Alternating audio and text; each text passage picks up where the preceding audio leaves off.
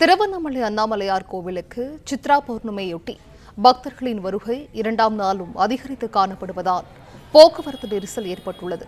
கூடுதல் விவரங்களை செய்தியாளர் பாண்டியன் வழங்க கேட்கலாம். பாண்டியன், வணக்கம். இது குறித்த விவரங்கள்.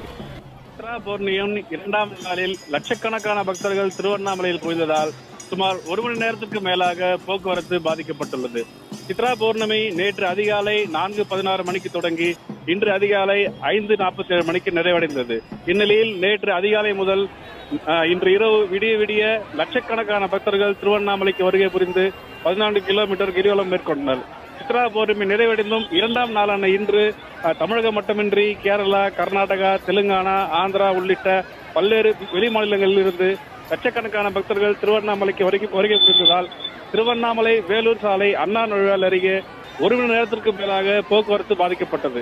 இதனால் பேருந்துகள் வெளியே செல்லாமல் மக்கள் வெள்ளத்தில் சிக்கிக் கொண்டது. உடனடியாக தகவல் அறிந்து சம்பவ இடத்திற்கு வந்த போக்குவரத்து காவல்துறையினர் போக்குவரத்தை சீர் செய்து தற்போது பேருந்து இயக்கம் தொடங்கப்பட்டுள்ளது.